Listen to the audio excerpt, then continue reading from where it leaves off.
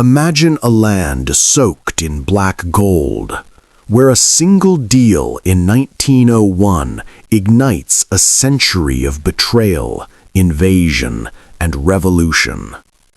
Persia signs away its future to a British tycoon.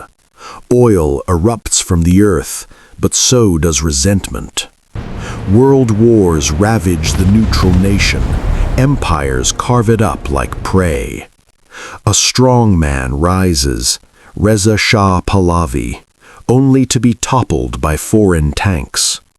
Then a prime minister dares to reclaim the oil, and the CIA strikes in the shadows of 1953, shattering democracy in a coup that echoes forever. A king returns, builds a glittering empire on repression and U.S. arms. But whispers of exile and faith grow into a roar. Revolution explodes in 1979, hostages seized, a monarchy crumbles, a theocracy rises from the ashes. Wars rage with Iraq, sanctions crush the economy, nuclear secrets fuel global paranoia. Proxies clash in hidden battles, alliances fracture, until a fragile deal in 2015 offers hope. Or is it just another trap? What if history's ghosts demand one final reckoning? Watch now to uncover Iran's epic war for survival before it's too late.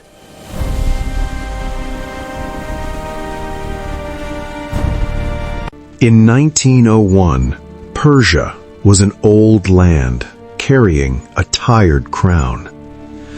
The country had known empires, poets, conquerors, and kings, but now it stood weakened by debt and pressure.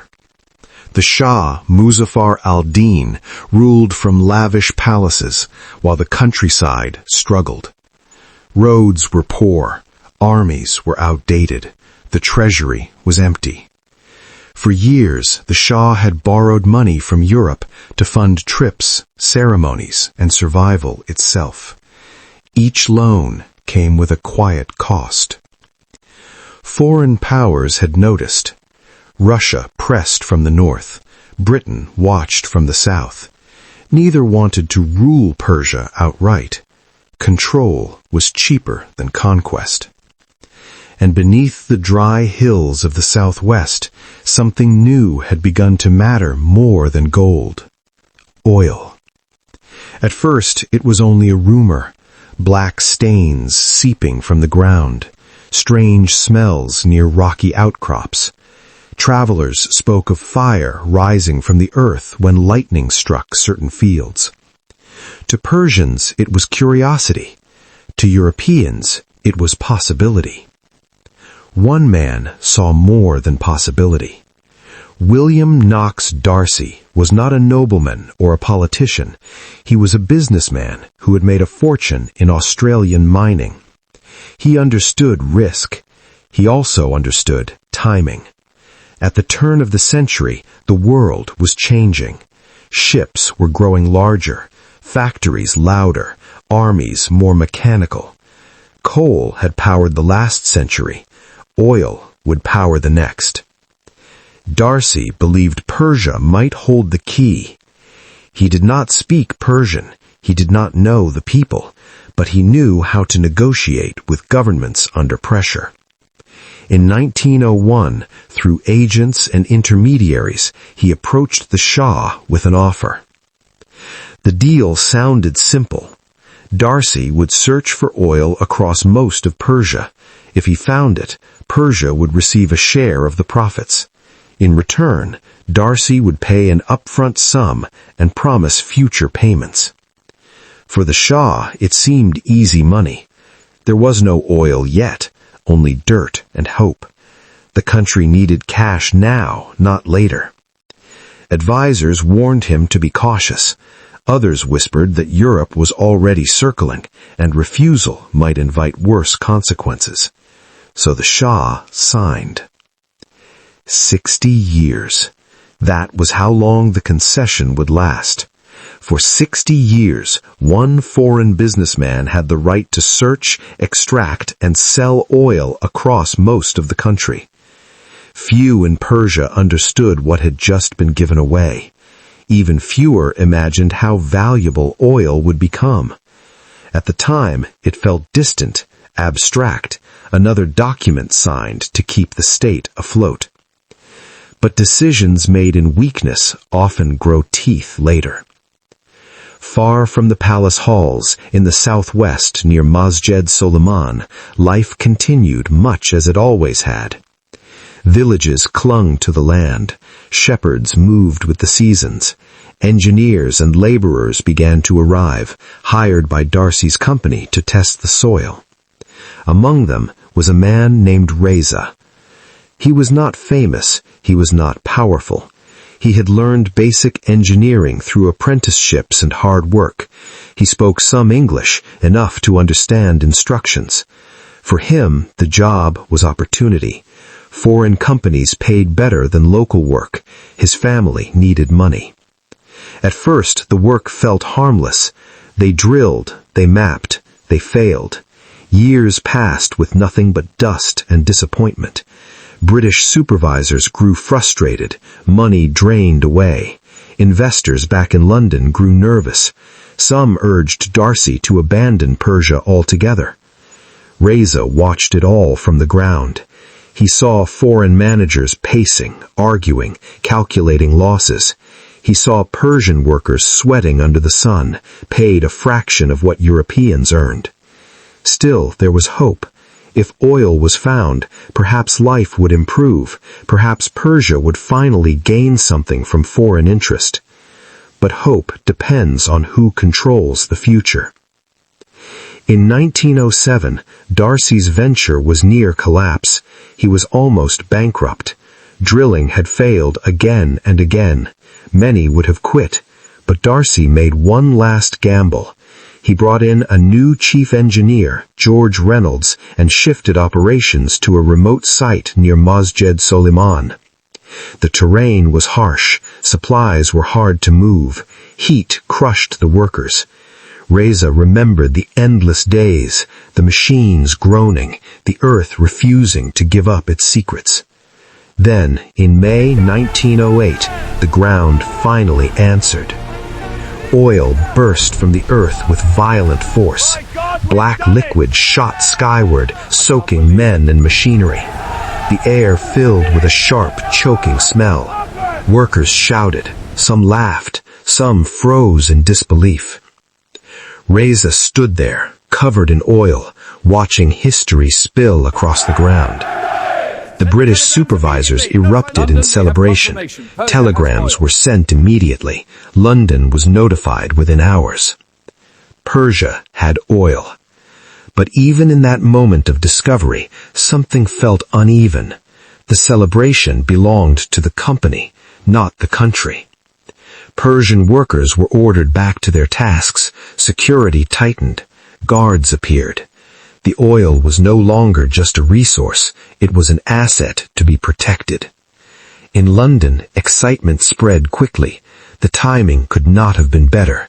The British Navy, under the guidance of Winston Churchill, was preparing to switch from coal to oil. Oil meant faster ships, longer range, and military advantage.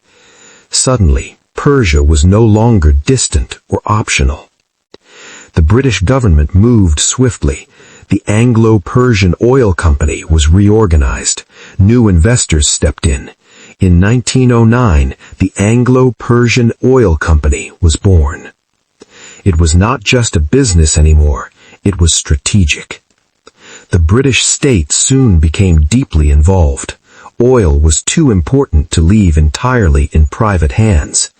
By 1914, Britain would hold a controlling stake in the company, ensuring secure fuel for its navy. In Persia, the consequences arrived quietly. Oil towns began to form, pipelines cut across the land, refineries rose near Abadan. British compounds were built with electricity, clean water, clubs and gardens. Nearby, Persian workers lived in crowded housing with limited services. Reza noticed the separation immediately. British families lived apart, behind fences. They had schools, doctors, and social halls. Persian workers entered through guarded gates, worked long shifts, then returned to simpler quarters. No one said it out loud, but everyone understood the message. This was not a partnership. The Shah received payments, but much of the wealth disappeared into debt repayment and court expenses. The average Persian saw little change. Prices rose, expectations rose with them. Resentment began to grow, slow and quiet. Meanwhile, another power was watching from afar. The United States at this time was still finding its place in global politics. American companies had oil at home. The Middle East felt distant. Washington observed British activity with interest, but not alarm. Still, some Americans were paying attention. Engineers, missionaries, and businessmen passed through Persia and reported back. They described a proud people constrained by foreign influence. They described British dominance in the oil fields. No plans were made yet, but memories were forming. The Shah's power must be limited. Back in Persia, political tensions simmered. The constitutional revolution of 1905 to 1911 challenged royal authority. Merchants, clerics, and intellectuals demanded limits on the Shah's power and an elected parliament. Oil hovered in the background of these struggles. Foreign influence was no longer abstract. It had pipes, guards, contracts written in languages few could read. Reza's son, Ahmad, was born during these years. Reza would later tell him stories about the day oil came from the ground. He spoke with pride, but also unease. Something had changed, and it was not entirely good. By 1912, British control over the oil industry was firm. Contracts favored the company. Accounting was opaque. Persian officials rarely knew how much oil was truly being sold or how profits were calculated. Questions began to circulate. Why were the payments so small? Why did British managers make all the decisions? Why did the oil come from Persian soil but flow outward, never back? British officials believed they were acting reasonably. They saw Persia as unstable, corrupt, and incapable of managing such a vital resource. In their view, control ensured efficiency and security. They told themselves it was better this way. Good intentions can still cause harm. In 1914, the world tipped into war. The assassination in Sarajevo seemed distant from Persia, but the effects arrived quickly. Britain's need for oil became urgent. The Anglo-Persian Oil Company was now a lifeline. Persia declared neutrality. It wanted no part in a European war. But neutrality meant little when geography and resources mattered more than declarations. Foreign troops moved through Persian territory. Supplies crossed its land. The country's sovereignty thinned further. Reza watched British soldiers near the oil facilities. He heard rumors of Russian movements in the north. He saw fear in the eyes of villagers as requisitions began. Persia had not chosen this war, yet it was being pulled into it. By the end of 1914, the pattern was clear. A weak state had made a desperate deal. A foreign power had secured a vital resource. Control had hardened into dominance, and ordinary people were caught in between. No one yet spoke of coups, revolutions, or revenge. Those words would come later. For now, there was only a growing sense that something precious had been lost, and that reclaiming it would not be easy. The oil kept flowing. The ships kept sailing. And somewhere beneath the surface, mistrust began to settle in. waiting for the moment it would rise. When the war began in Europe in 1914, it did not begin with Persia in mind. The gunshots in Sarajevo echoed across continents, but to most Persians it sounded like a distant storm. They had their own troubles already. Weak government, empty treasury, foreign pressure that never seemed to ease. Persia declared neutrality. It was a simple statement. We are not part of this war.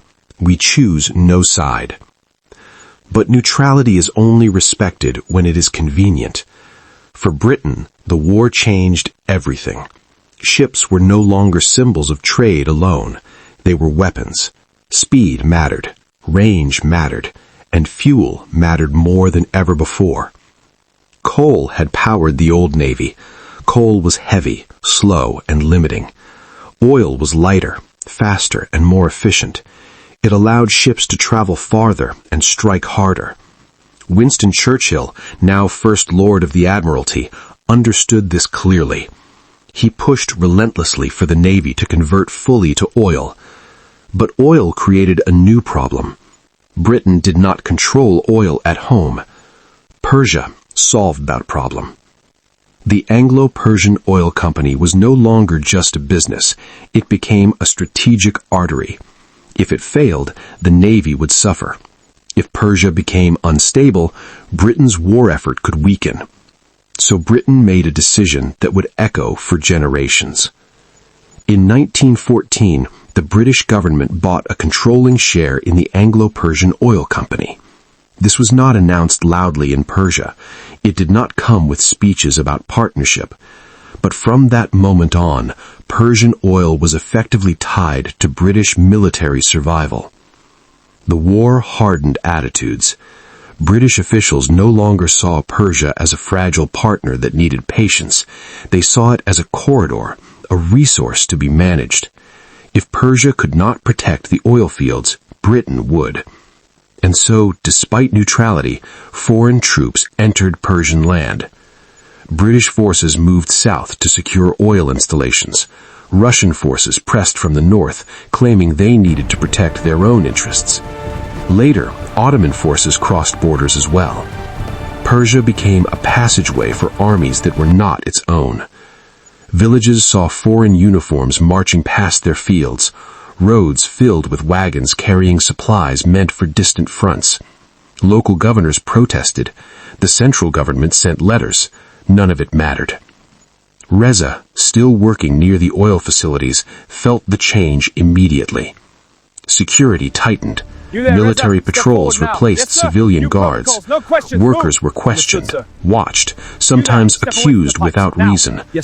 British officers spoke less patiently than before. The war had sharpened them. Oil production was pushed harder. There was no room for delay, no tolerance for unrest. And while oil flowed outward, food flowed away. The war disrupted trade routes. Grain shipments were seized by armies. Prices soared. Drought struck parts of the countryside. By 1917 and 1918, famine spread across Persia. People began to die quietly. Not in battle, not with flags or uniforms, but in homes, in villages, on roadsides.